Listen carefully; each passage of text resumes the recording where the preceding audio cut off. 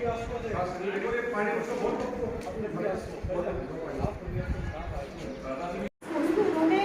पूरी चीज को किस तरीके से जो ग्राउंड फिगर्स है वास्तव में क्या वास्तविकता है इस बीमारी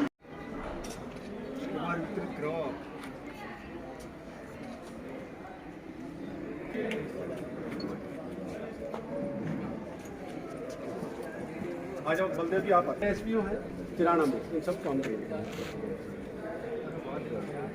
थैंक यू। ये कौन से वैसे निकाली थी? ये मतलब आप पहले तैयार करो। पशु तो अपना दुख जाहिर नहीं कर सकते ना। हम तो जब हमें तो छोटा सा बुखार भी होता है तो हम बताते हैं कि मैं पीड़ित हूँ, मेरी सेवा करो, लेकिन पशुओं का तो डॉक्टर्स या जो भी टीम है हम देख रहे हैं उसको एक बीमारी के रूप में, ठीक है। मैं प्रशासन के रूप में एक प्रशासनिक कोई जब स्थिति विकट आ जाती है उसके रूप में मैं उसको देख रही हूँ, लेकिन जो रणवा जी ने उस स्थिति को दोनों को मिक्स करके हम उस चीज़ को भावनात्मक रूप से, और जैसे उन्होंने कहा था कि विकट परिस्थितियाँ होती हैं, हम हमेशा बोलते हैं अच्छा काम करते हैं, अच्छा काम कोई खराब करता है, अच्छा करता है, चलता रहता है सिस्टम में, कोई बहुत अच्छा काम करने वाला होता है, कोई थोड़ा सा कम काम करता है, लेकिन जब स्थिति खराब स्थिति आती है उस समय हमारा परफॉर्मेंस वास्तव में कैसा रहता है, वही चीज़ डिसाइड करती है कि हम जो भी इतना पढ़ लिख के हम जिस भी पोस्ट पे आए हैं या हम जिसमें आज तक हम समाज सेवा में भी हम आज तक समाज सेवा करते रहे, लेकिन जब वो समाज में खराब स्थिति हुई है तब हमारा योगदान कैसा रहा था, वही हमारी विशिष्टता और जो सबसे हमारी जो क्वालिटी होती है उसको ये डिसाइड करती है। तो उन जो ये कहने के लिए और सबको आपको मोटिवेट करने के लिए रणवा जी का मैं धन्यवाद बोलूँगी। और बाकी प्रशासन के रूप में मैं आपसे कुछ चीज़ें जो मीडिया साथी भी बैठे तो कुछ चीज़ें आपसे शेयर करना चाहती हूँ कि पहले तो जो ये बीमारी है वायरस जनित है, ये सबको अपन को पता है। इसको अपन सामान्य भाषा में बोल रहे हैं गायों का कोरोना, पशुओं का कोरोना भी इसको कहा जा रहा है। सामान्य मैं ज़रा टेक्निकल चीज़ें यूज़ नहीं करूँगी, सामान्य भाषा में सारी चीज़ें आपको बताऊँगी। इसको अपन जो, क्योंकि मैं जब फील्ड में जा रही हूँ तो लोगों को क्या क्या हो, उनको क्या क्या, क्योंकि किसी भी चीज़ में काम करने के लिए तो ये चीज़ देखने की जरूरत है कि जिस व्यक्ति के साथ मुझे काम करना, पशुपालक को मुझे किसी विकट परिस्थिति से निकालना तो वो उस चीज़ में सोच क्या रहा है, पहले मैं ये तो जानूँ कि वो सोच क्या रहा है, फिर उसको बीमारी को गाय को सही करना, उसमें लिए पहले वो क्या सोच रहा, उसके मन में पीड़ा किन 2-3 चीज़ों को लेकर है। तो वो जैसे कोरोना के समय में जब नया नया आया था हमने 2 फेज में इसको कोरोना को किया भी है। इसमें जो फर्स्ट फेज आया था उस समय हम ज़्यादा नया नया आया था और यही था कि मास्क पहनो, उस समय ज़्यादा सीरियस हुई थी, उस समय डेथ की संख्या इतनी ज़्यादा नहीं थी, केवल उसमें फैलने वाली उसमें पोजिशन है तो उसका स्प्रेड बहुत ज़्यादा था कोरोना का। और नॉर्मली सब ज़्यादातर सब सही भी हो गए थे, जो भी उस समय गाइडलाइन सरकार की निकली उसके आधार पर। सेकेंड जब फेज आया तो हमें ये पता है कि मतलब सब चीज़ें छूट गई थी हमसे, सब चीज़ें छोड़ दी, केवल एक ही स्थिति थी, कहीं कहाँ कितने शव जलाए जा रहे हैं मनुष्य के, ये अखबार में आता था, वीडियो में पढ़ते, सब जो अधिकारी थे कर्मचारी सबकी ड्यूटी कोरोना के अलावा मेरे हिसाब से किसी भी व्यक्ति को, भले अधिकारी हो, कर्मचारी हो, किसी भी विभाग का कर्मचारी हो, कोई भी व्यक्ति हो, उसको आई थिंक मेरे हिसाब से कोरोना के अलावा दूसरी कोई चीज़ दिखी ही नहीं होगी ऐसी विकट। मैं आज सुबह घूमने गया था तो मैंने देखा कि मेरे पड़ोस में थी वो गाय, वो मैं गया तो गाय के ऊपर कपड़ा डाल रखा था, वो गाय खत्म हो गई थी। मैं गया उसके कंधे पर हाथ रखा, उसके मुंह से कोई आवाज़ नहीं निकली। उसने कहा कि भाई साहब वो दूसरी भी बीमार हो रही है। उसके आंखों में आंसू थे, उसकी औरत घर के अंदर बैठ के सिसक रही थी और उसके 2 बेटियां थी, वो बाहर बैठी, कभी पापा को देख रही थी, कभी गाय को देख रही थी। ये इतना खतरनाक स्थिति हो गई है, इसके ऊपर हमें इसको सोचना पड़ेगा कि हम कितना बेहतर काम कर सकते हैं और हर सोसाइटी को, हर व्यक्ति को इसके साथ काम करना पड़ेगा। 2 साल कोरोना के गई, किसानों की स्थिति वैसे खराब थी, कुछ किसानों के या पशुपालकों के लोग बाहर थे, वो सारे घर पे आ गए, छोटे मोटे काम थे वो सारे बंद हो गए। उसके बाद में 15 रुपये किलो के हिसाब से चारा बिक रहा है, लेकिन फिर भी कोई सरकार से शिकायत नहीं, सरकार ने इसके बारे में कुछ नहीं किया, लेकिन सरकार से फिर भी कोई शिकायत नहीं की। अपनी मजबूरी समझो या अपने उसको आप बेबसी समझो, वो अपना काम चला रहे थे, लेकिन ये लंबी बीमारी ने इन लोगों को ख़त्म कर दिया। आज लोग रो रहे हैं, आज गायों के लिए जिसको अपन गौ माता कह रहे हैं, उनके लिए तो खुद के इनके फील हो रही है कि हम इसके लिए क्या कर सकते हैं। आज कल मैं अपने पशुपालन मंत्री उनका स्टेटमेंट पढ़ रहा था, उन्होंने कहा कि ये वायरस में काफ़ी कंट्रोल आ गई है, लेकिन मुझे नहीं लगता ऐसा कंट्रोल आ रहा है, और शायद आप लोगों को भी लग रहा है कि ऐसा कहाँ से कंट्रोल आ रहा है कि बीमारी कंट्रोल हो गई। आज 70-80% गायें बीमार हैं, काफ़ी गायें मर चुकी हैं। तो अब हम क्या करें इसके लिए? तो हमें 4-5 स्तर पर काम करना पड़ेगा। फर्स्ट, हमारे जो भी भामाशाह हैं, जो भी आर्थिक रूप से संपन्न व्यक्ति है, वो इसमें आ जाए, सहयोग दें। काफ़ी लोग सहयोग दे रहे हैं, तो मैं उनका सभी का धन्यवाद देना चाहता हूं कि वो और आगे आएँ और आगे लोगों की सेवा करें, इन गायों के लिए फंड उपलब्ध करवाएं। दूसरा, मैं नवलगढ़ विधायक डॉक्टर राजकुमार का भी शुक्रिया अदा करना चाहता हूं कि इन्होंने 10 लाख रुपये MLA फंड से इस दवाई की बीमारी के लिए जो दवाइयाँ आ रही हैं उनके लिए हॉस्पिटल को उपलब्ध करवाए। लेकिन ये 10 लाख रुपये कुछ भी नहीं है। मैं उनसे रिक्वेस्ट करना चाहूँगा कि कम से कम हमारे पास में 50 सब सेंटर है, सेंटर और सब सेंटर है, उनमें कम से कम 2-2 लाख रुपए की बीमारी में दवाइयों के भी हमारे को आवश्यकता है। यानी आप एट प्रेजेंट हमें 1 करोड़ रुपये इस हॉस्पिटल को चाहिए, जिससे ये दवाइयाँ हर सब सेंटर पर पहुँचे। हमने 2-3 दिन पहले शनिनगर और नवलड़ी में डिस्ट्रीब्यूट दवाई की थी, तो आपका चुम्बा होगा कि आधा घंटे के अंदर सारी दवाई वहाँ से निकल गई, यानी टोटल दवाई डिस्ट्रीब्यूट हो गई। तो आप इसका अंदाज़ा लगा सकते हो कि आप कितनी डिमांड हो रही है इन दवाइयों की। तो मैं डॉक्टर साहब से कहूँगा, रिक्वेस्ट करूँगा कि वो कम से कम 1 करोड़ रुपया सरकार से या अपने फंड से तुरंत प्रभाव से जारी करवाएं। दूसरा, मैं डॉक्टर साहब से ये भी रिक्वेस्ट करना चाहूँगा कि हमारी ढाणी से एमर की ढाणी तक एक रोड उन्होंने सैंक्शन करवाई है, बहुत बहुत शुक्रिया उनका। लेकिन मैं ये अभी की आवश्यकता हमारे को लंपी बीमारी को कंट्रोल करने की है, तो मैं उनसे ये कहना चाहूँगा, रिक्वेस्ट करूँगा, हमारी वो रोड निरस्त करवा दें। वो 50 रुपये हम इस फंड हमारी इस लंबी बीमारी के रोकथाम में लगा दें, हमारे को कोई आपत्ति नहीं है। हमें खुशी होगी कि वो फंड उधर से डाइवर्ट हो गया इस साइड में चला जाए।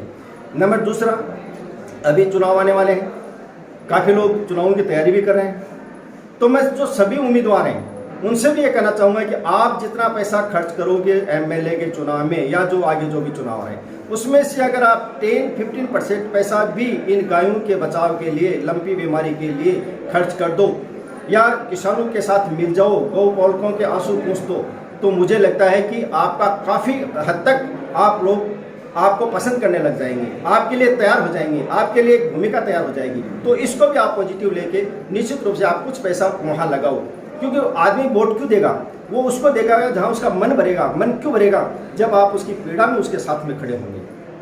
तीसरा, मैं नवलगढ़ SDM साहब से भी रिक्वेस्ट करूँगा कि वो भी इस क्षेत्र में आगे आएँ और इसमें जो सिस्टम चल रहा है उसको लीड करें। कैसे करें कि जो भी ग्राम पंचायत या नगर पालिकाएँ, उनको सभी को पाबंद करें कि वो स्पेशल मीटिंग बुलाएं, प्रस्ताव पास करें और उनके through government, collector, through chief secretary government के पास प्रस्ताव भेजें, ताकि मैक्सिमम बजट हमारे पास में आ सके। नंबर दूसरा, मैं मैडम से ये भी रिक्वेस्ट करना चाहूँगा कि इस क्षेत्र के जितने भी एम्प्लॉइज हैं उनको वो 1-1 दिन की तनख्वाह पे, क्योंकि जनता के पैसे हैं, 1-1 दिन की पे इस फंड के लिए इकट्ठा करने के लिए मोटिवेट करें कि भाई हमें 1 दिन की पे इस बीमारी को रोकथाम के लिए हमें डॉक्टर्स को देनी है, ताकि वो दवाइयाँ दे सकें।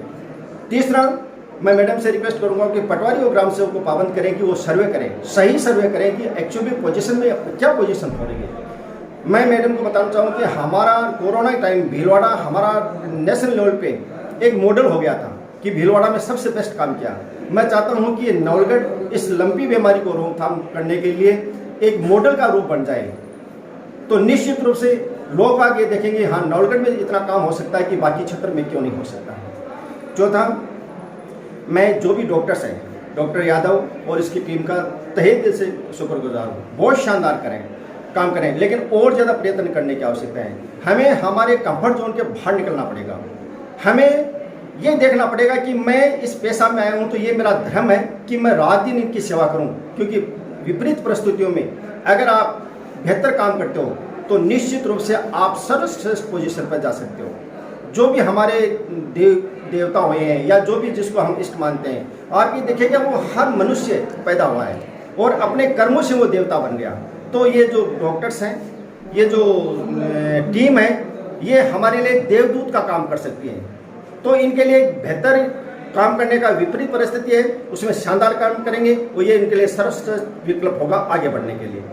तीसरा, मैं मीडिया को भी आपके माध्यम से, चाहे वो प्रिंट मीडिया हो चाहे वो इलेक्ट्रिक मीडिया हो, मैं आपसे भी ये रिक्वेस्ट करूंगा कि आप भी नवलगढ़ छोड़ो, गाँव में जाओ, सही स्थिति गांव के सही स्थिति आप वीडियो पे डालो, पेपर में प्रिंट करो, लोगों को सरकार को प्रशासन को मजबूर करो कि वो हमारी बात सुने लोगों की, क्योंकि आप ही उनकी बात को सही पोजीशन पे पहुंचा सकते हो। तो मैं चाहूँगा कि आप जाएं और वहाँ पे काम करें और इसको मैक्सिमम लोगों के सामने लाएं, सही स्थिति को लेकर सामने लाएं। हमें 5 स्तर पर काम करना पड़ेगा। फर्स्ट, हमें लोगों को अवेयर करना पड़ेगा इस बीमारी से। नंबर दूसरा, हमें इनको दवाइयाँ उपलब्ध करवानी पड़ेगी। नंबर तीसरा, जो पशु मृत हो गए हैं उनका हमें निस्तारण करना पड़ेगा। चौथा, हम सरकार से अपील करें आपके माध्यम से कि इसको महामारी घोषित करवाएं। चौथा, जो पशु खत्म हो गए हैं उन पशुपालकों को पर पशु मुआवजा दिया जाए। अगर हम सारे लोग मिलकर निश्चित रूप से करेंगे तो निश्चित रूप से इस बीमारी को बहुत शानदार कंट्रोल कर सकते हैं। थैंक्स। डिटेल में बीमारी के बारे में आप लोगों को बार बार बताया जा चुका है।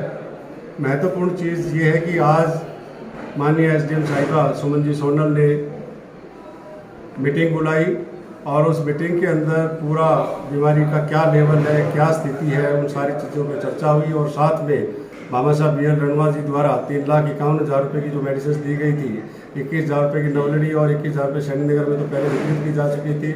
पम्पलेट 15,000 9,000 रुपये के वो वितरित किए जा रहे हैं। और महत्वपूर्ण जो चीज़ थी, बात थी, वो ये कि आज 3 लाख रुपए की मेडिसिन 30 संस्थाओं को 10-10 हज़ार रुपये के हिसाब से हमने भिजवा दी है। इस तरह से हमारी 50 से 50 संस्थाओं को जो राजकीय दवाइयाँ हमारे पास उपलब्ध थी, उसके साथ साथ भामाशाहों की दवाई उपलब्ध हो गई है। भामाशाहों को हमें ज़रूरत इसलिए पड़ी कि एकदम जानवर बीमार जो हो रहे हैं वो काफ़ी ज़्यादा होने लग गए और ऐसे में हमने पहले से ही सोच रखा था कि अगर ऐसी स्थिति आएगी तो हमें क्या करना है, क्योंकि हमारे चिकित्सालय के अंदर दवाई ख़त्म नहीं होनी चाहिए। और उसकी पूर्ति करते हुए हमने तुरंत प्रभाव से सभी हॉस्पिटल्स के स्टोर्स को टॉपअप कर दिया। और पशुपालक भाइयों से निवेदन है कि आप कृपया करके पशु चिकित्सालय, पशु चिकित्सा उपकेंद्र के अंदर स्वयं जाएं। फ़ोन के ऊपर आप विश्वास मत करें, फ़ोन पे आप ज़्यादा वार्तालाप ना करें। स्वयं जा कर के सारे लक्षण आप अपने जानवर को बताओ, जानवर कौन सी स्थिति में है। आज की इस मीटिंग के अंदर लाइन ऑफ ट्रीटमेंट, पहले 4 दिन अपने को क्या करना है, 4 से 14 दिन क्या करना है, किस तरह से जो सीरियस जानवर होते हैं उनकी छटनी करनी है, किस तरह से ये अलग अलग ब्रीड में अलग अलग तरीके से घातक हो रहा है, इसके ऊपर अपने को चर्चा करनी है। तो ये सारी चर्चाएँ पूरी की पूरी 50 संस्थाओं के संस्था प्रभारी पधारे और उनको अच्छे से सारी की सारी बातें बताई। रणवा साहब ने बहुत ही डिटेल में सारी की सारी बात बताई कि भामाशाहों का आगे आने का पड़ेगा समय है। भामाशाहों का मतलब जो आर्थिक रूप से संपन्न है वो लोग आगे आए और हमारे पशुपालकों का इस समय देखभाल करने के लिए उनको जो भी संसाधन है उनको जुटाने का प्रयास करें। महत्वपूर्ण चीज़ यहाँ पे सिर्फ एक ही है कि आप कृपया करके किसी ऐसे चक्कर में ना पड़े कि एक आदमी उपलब्ध फ़ोन पर नहीं हो रहा, दूसरा नहीं तीसरा नहीं चौथा, और इस तरह से आप उस एनिमल को, क्योंकि ये जानवर आपका 25 दिन बीमार रहने वाला है, तो इसका लाइन ऑफ ट्रीटमेंट निर्धारित होना बड़ा जरूरी है। एक व्यक्ति पे विश्वास होना बड़ा जरूरी है और वो सच्चा व्यक्ति, सच्चा सेवक राजकीय पशु चिकित्सालय में आप जाएं या पशु चिकित्सा उपकेंद्र में जाएं, वो आपकी सही हेल्प करेगा।